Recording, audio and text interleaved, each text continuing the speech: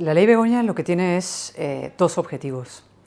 El primero es asegurar la impunidad del clan familiar y político del presidente del gobierno. Y el segundo es la criminalización de los jueces y de la justicia, ¿no? Respecto al primero, la impunidad del clan familiar, hay que recordar que Pedro Sánchez llegó a la Moncloa gracias al indulto y la amnistía de los golpistas del 9 de octubre. Y lo que pretende ahora es perpetuarse en el poder gracias a una amnistía preventiva de su familia y de su entorno político y de sus aliados. Y, ojo, también de la suya propia.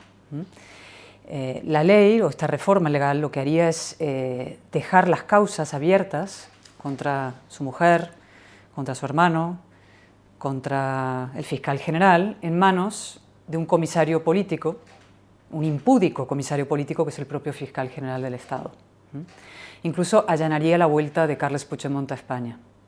Respecto al segundo objetivo, que es la criminalización de la justicia, lo que pretende esta reforma es extender un manto de sospecha sobre los jueces españoles, diciendo que actúan por motivaciones políticas y en base a recortes de prensa, lo cual es estrictamente falso, ¿no? Entonces Sánchez lo que hizo es intentar levantar un muro contra la derecha y se estrelló contra el muro del derecho.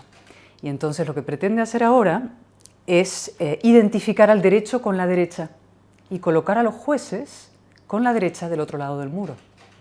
Es una treta típicamente populista que lo que busca es enfrentar al pueblo con los jueces, a la democracia con la ley, como si pudiera haber democracia sin ley. Y forma parte esta iniciativa, y esto es clave, de un proceso mucho más amplio de mutación de democracia plena a democracia fallida. Es uno de los hitos dentro de ese proceso, insisto, que encabeza Sánchez, de mutación de democracia plena a democracia fallida. Un proceso que nos lleva a Sánchez a la liquidación del Estado constitucional como lo conocemos y a la liquidación de la democracia plena como la hemos conseguido. Como te explicaba, estamos en un proceso. Sánchez no encabeza un gobierno en sentido estricto, sino un proceso de mutación de democracia plena a democracia fallida. Ese proceso tiene muchos hitos. Algunos tuvieron lugar la legislatura pasada. La derogación del delito de sedición, la rebaja de la malversación, los primeros acuerdos con Bildu, la ley de memoria antidemocrática, la reivindicación de la Segunda República como una etapa luminosa, los ataques civilinos o ya directos a la corona, pero es en esta legislatura donde estamos realmente inmersos en la parte central de ese proceso, que tiene 4 hitos. El primero es la ley de amnistía, transacción corrupta sin precedentes, que le quita la razón al Estado y se la da a los golpistas. Pedro Sánchez hace algo sin precedentes, un político que compra la investidura a cambio de otorgar impunidad a otros políticos. El segundo hito, que es el por el que me preguntas ahora, es la colonización masiva de las instituciones y especialmente de la Fiscalía General del Estado. El fiscal general del Estado se convierte en un comisario político del gobierno que participa en una operación para intentar destruir una rival política del gobierno. Y está imputado por eso, otro hecho sin precedentes. El tercer hito en ese proceso es cuando Sánchez se coge una baja por victimismo de 5 días, dice que está muy enamorado de sí mismo, y cuando vuelve, después de este simulacro, de este enorme teatro, anuncia una ofensiva frontal contra los contrapesos democráticos de un sistema como el nuestro, ¿no? Que son Parlamento, es decir, oposición democrática, medios de comunicación independientes y los jueces. Y en ese ataque a los 3 contrapesos estamos. Ataque al Parlamento, gobierno con abuso sistemático del decreto ley, rodillo antirreglamentario, vetar todas las iniciativas de la oposición y convertir a la presidencia del Congreso en una humillada correa de transmisión del gobierno. El otro día, en un otro momento sin precedentes en nuestra historia democrática, la presidenta del Congreso exigió explicaciones a un grupo parlamentario, en este caso al mayoritario, por su voto, cosa que no existe. Decía la señora Armengol en un tuit, ¿para quién trabaja el Partido Popular? Lo que queda claro es para quién trabaja la señora Armengol, para el gobierno, ¿no? Yo siempre digo, si ella pretende ser la ministra número 23 del gobierno, pues tiene que renunciar a la presidencia del Congreso. El segundo bloque, que es medios de comunicación, lo que hace Pedro Sánchez es empezar a demonizar, desacreditar, insultar a todos los medios críticos, fachosfera, pseudomedios, toda esa retórica de deslegitimación de los medios críticos.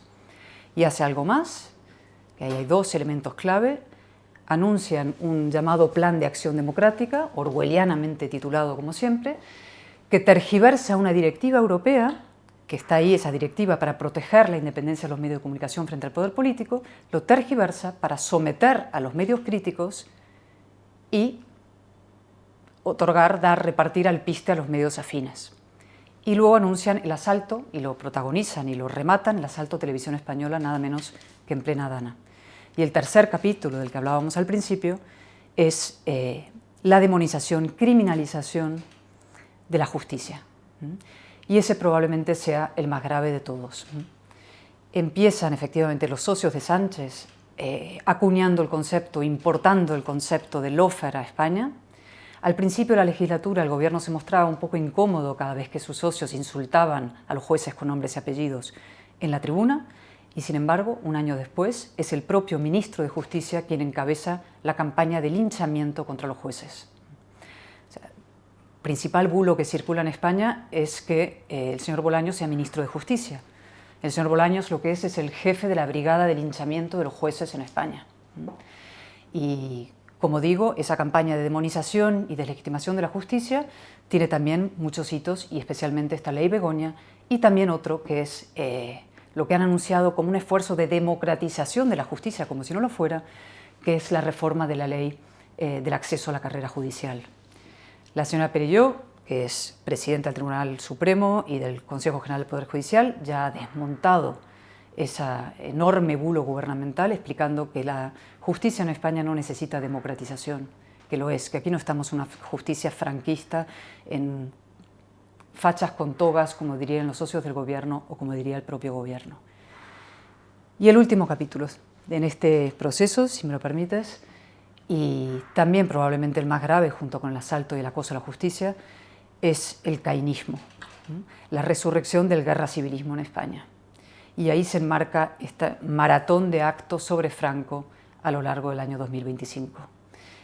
Con esta maniobra lo que pretende Sánchez es la clásica operación populista de divide y vencerás. Como no puede gobernar por adhesión, tiene que gobernar por odio.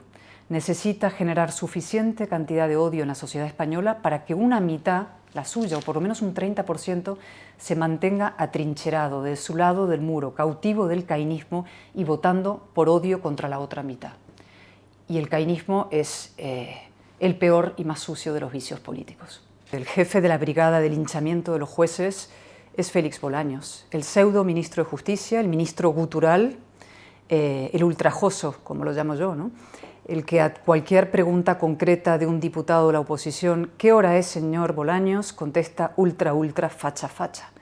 La persona que más está haciendo para degradar la conversación pública en España. Los ciudadanos, cuando ven las sesiones de control, probablemente se horrorizan, y yo lo reconozco, ¿no? La conversación pública en España está destruida, está arrasada.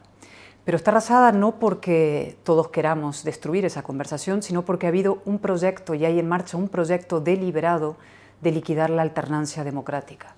Cuando una legislatura comienza con el anuncio por parte del presidente y candidato a la presidencia de levantar un muro contra la otra mitad de España, no hay conversación posible. Cuando a un ministro se le dice ¿qué hora es, señor ministro?, y te contesta ultra, facha, facha, es imposible conversar. Incluso es imposible discrepar, no hay conversación. Y por tanto, me ratifico en la anterior. El señor Bolaños es el jefe de la brigada de linchamiento de la justicia y la persona que más está haciendo para degradar y destruir la conversación pública española. Y eso que es ministro de Relaciones con las Cortes.